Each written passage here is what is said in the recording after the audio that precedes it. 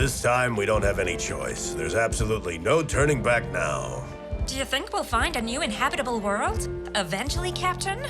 It's gonna take time, without a doubt, but I'm really hopeful. If not for us, then for future generations.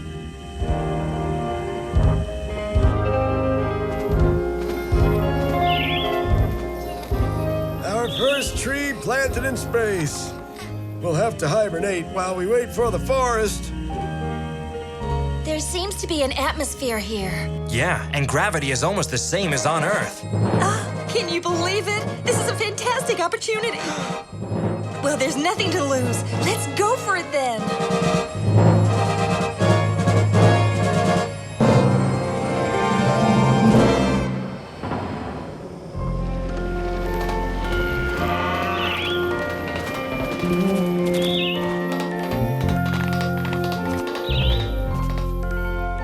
At least now we can start over again. Let the adventure begin.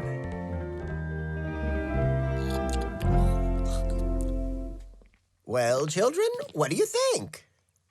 No, there wasn't enough sugar. But I've eaten too much. You're unbelievable. I'm talking about the film we've just watched. Well, I thought it was very interesting. Yeah, me too. So tell us, Maestro, do you actually think it's possible to take nature to another planet? Like that? Putting nature in a bottle. It seems simple in theory, but it's actually a very complicated business. It was tried a few years back. Have you heard about the Biosphere project? No? It's a tale definitely worth telling. Now then, a few years ago, in the heart of Arizona, a facility as big as 2 football fields was built. It contained a desert, a tropical forest, water courses, a marsh, and even a beach with a miniature ocean.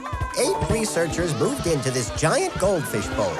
Their aim was to live in it for 2 years, completely cut off from the outside world. So how were they planning to eat then? Did they have a stockpile of canned food or frozen stuff? No, they took in a few livestock animals with them for meat and milk, and kept their own vegetable garden, just like in the film we've just seen. And well, did they last the 2 years? Well, after a while, some unforeseen circumstances, nothing too serious apparently, upset all this well-oiled machine. First, there was the business with the little hummingbirds. These little birds soar really very high and then nosedive to attract a potential mate. The problem was that the Biosphere roof wasn't high enough. And that's how the breeding cycle of the hummingbirds was interrupted. Another problem, and no less important, was the bees. They need ultraviolet light to find their way around, but the researchers realized the glass covering the Biosphere filtered out the ultraviolet rays. Hummingbirds, bees, big deal. Why are they important? Hey, have you never heard of pollination? Bees and hummingbirds carry pollen from flower to flower. Without them, there's no fertilization. And that's exactly what happened. The flowers and plants began to wither. And when that happens to plant life, it doesn't generally take long for animal life as well to suffer the consequences. After 18 months, the concentration of oxygen had plunged. The air was as difficult to breathe as air at an altitude of 6,000 meters.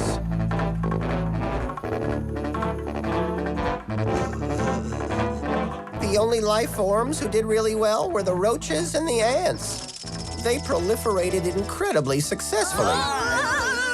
And the researchers, Maestro, did they survive? Oxygen that was pumped in from the outside was used to keep them alive. So was it a failure? From a certain perspective, yes. But the experiment was actually tremendously valuable. You see, nature is based on subtle, complex balances that have evolved over thousands of years, and which are very difficult to recreate artificially. It also shows us that minor events can in fact have major consequences. Yeah. Show some respect, please. He's quite right. What happened with Biosphere could very well happen on a larger scale on our planet. Did you know that butterflies are now an endangered species? Really? Is that true? Oh, yes. It's a serious problem because they play an important role in making nature function properly. You see, butterflies are not only pollinating agents, but also prey for frogs, toads, bats, and birds. What can we do to protect them? Oh, there's a very simple way to help, but I hope you have nothing against gardening.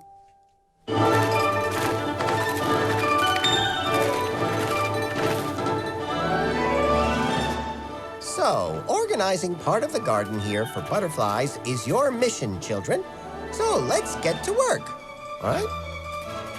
Okay, what are you planting? We've read that butterflies like color, so we're planting some poppies. Good idea, but you should know that butterflies like the sun, too.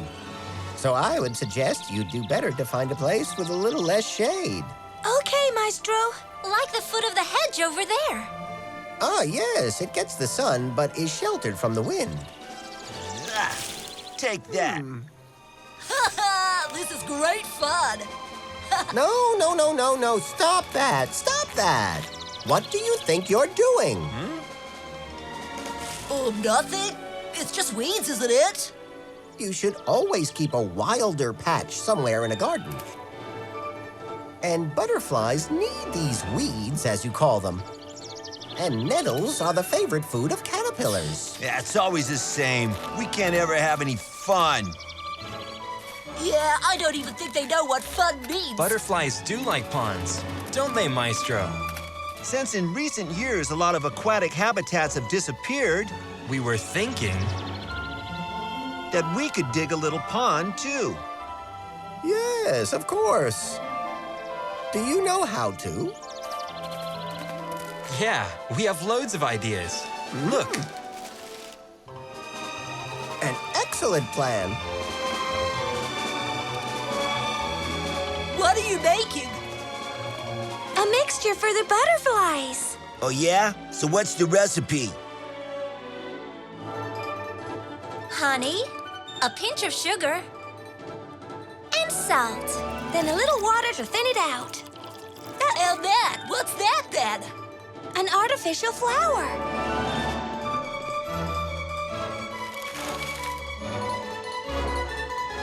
Now that, huh? The butterflies are in for a real treat. Just look at the state of the floor. Just go mess around somewhere else. Why is everyone so ungrateful? We just want to make sure it was okay, that's all.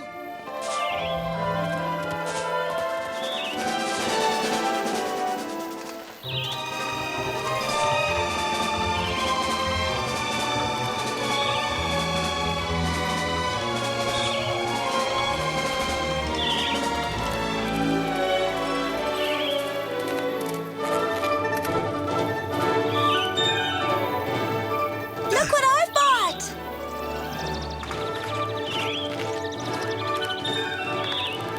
Well done. This is excellent. You can put these in the bottom of your pond. Small fish and tadpoles love to hide in them. But we have no fish or tadpoles. But there are plenty of frogs in the lake. You know, the one behind the neighbor's house. As for some fish...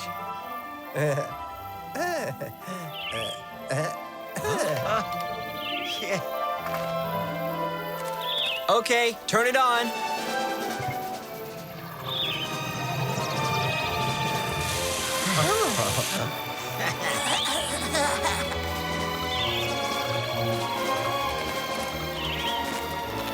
I think it's time for a joke, don't you? Let's do it, yeah. Oh, what's happened?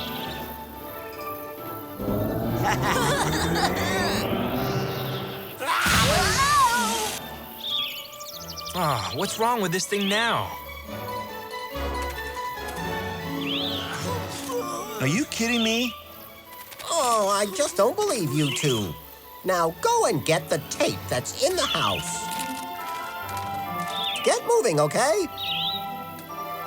You're gonna repair the damage you've done. Yeah, Maestro. Right away, Maestro.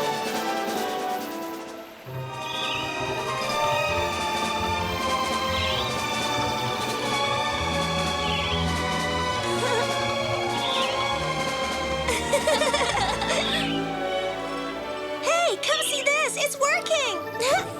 In a short while, our little friends will be enjoying some real flowers. That'll be even prettier.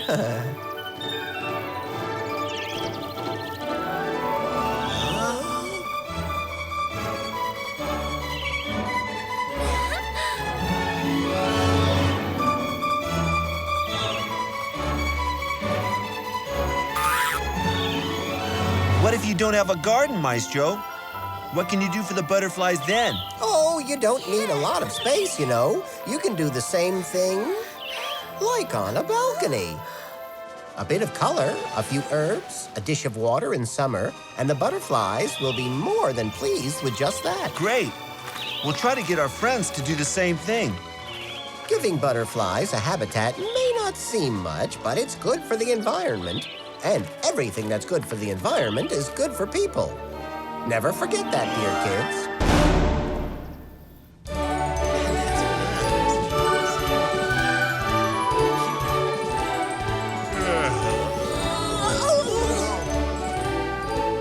Okay, so what's the problem? We want to devote a whole issue of the paper to endangered ecosystems. But we can't decide on the content. It sure isn't easy. We already looked at tropical forests in our issue about the Amazon. And coral reefs in our number called the sea our trash can. That's right. So what's left? As well as the sea and the forest, there's a third ecosystem that's just as complex and fascinating as the other two. Huh? What? Really? Have you heard of the mangrove swamps? Well, there's the subject for your next report, then. So how about a little trip to Malaysia? Now, you've already been to Borneo, but this is different. Of course, I'll show you around. I know the mangrove swamp perfectly. My grandfather's fished there all his life. My name is Nam. Great. Well, let's get started then. Is it dangerous? No, providing you just watch out for the alligators. But they usually don't bother us.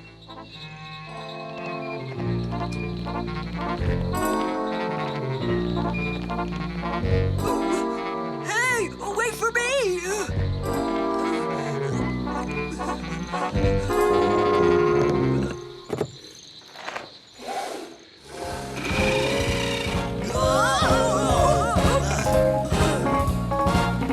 Behave!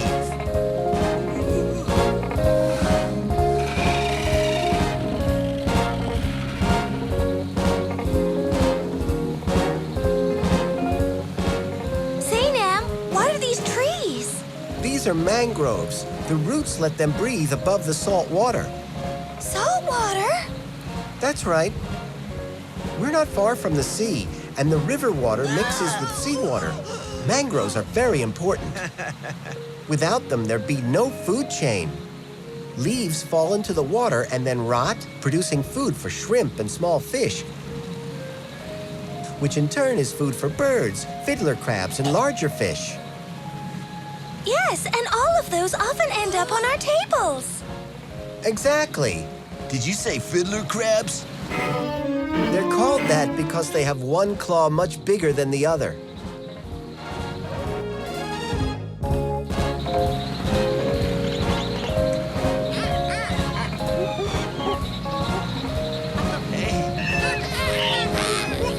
I get the feeling I've seen those two somewhere before.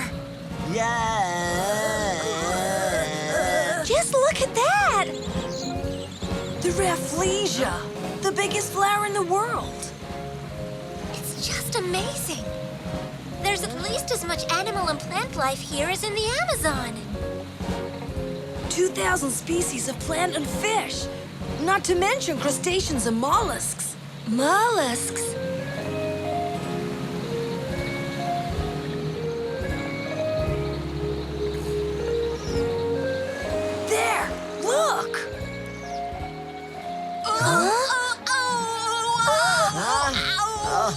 Just stop moving if you want me to get it off.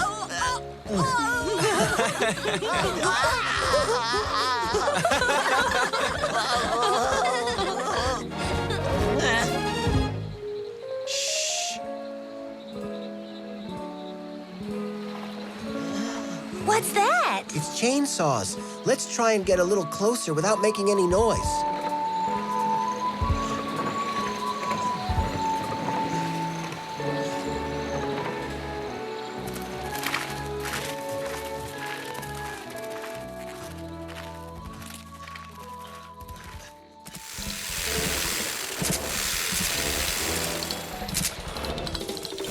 Come on, move it. We haven't got all day.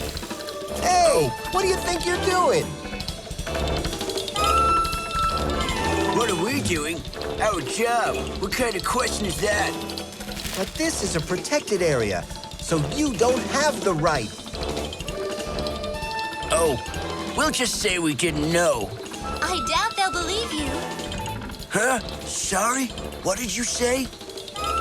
Go get her little toy. Now! Don't even think it.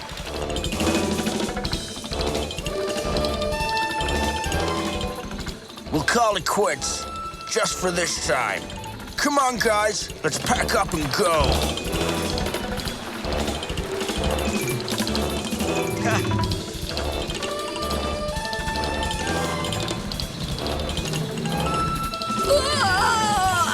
Don't come back! Yeah!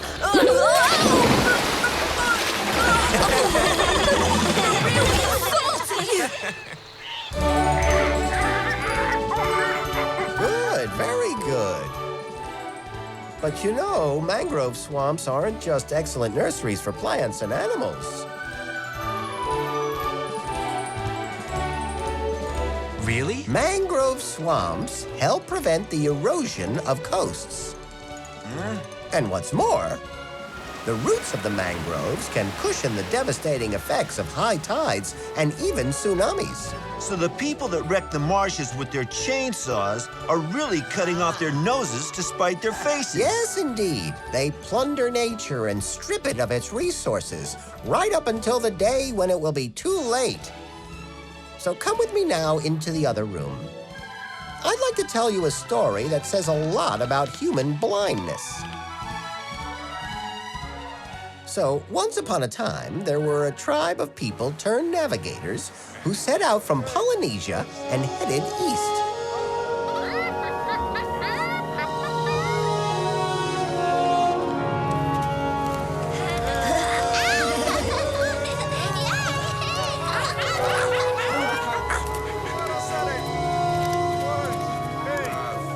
Oh, this journey is never ending. Land! Land ahoy! Oh, wow. Are you Just sure? look! There's land over there! Oh!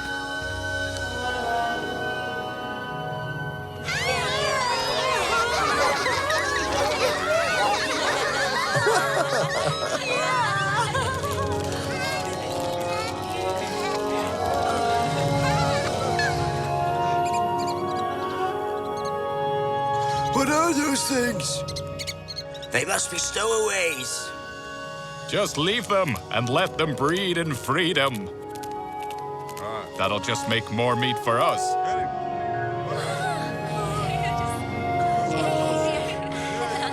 We couldn't find any birds anywhere. Have you noticed? And there were so many when we arrived on the island. I think I know what happened. Do you remember the rats we inadvertently brought with us?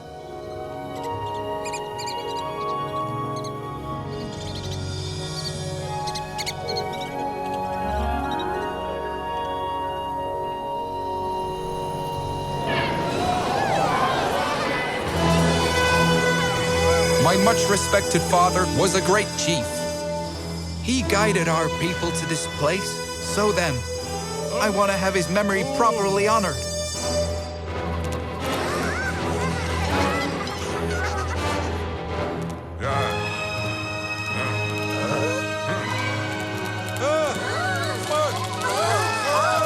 Wait for me! Wait for me!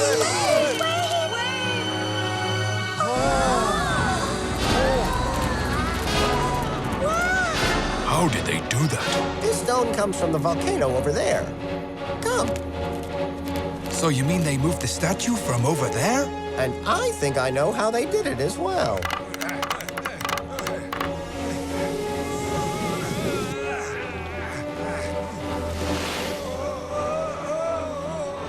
I also ask of you that the memory of my father will be honored too. He was the greatest chief.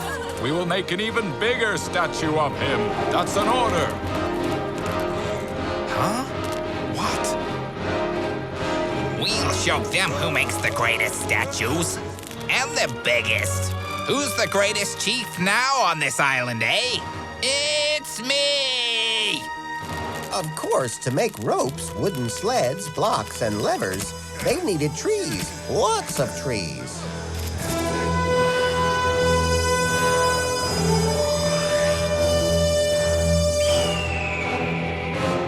To begin with, the competition between the clans was peaceful.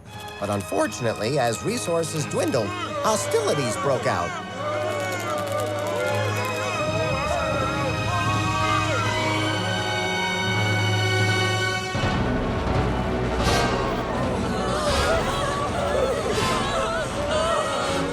We'll rebuild and take our revenge.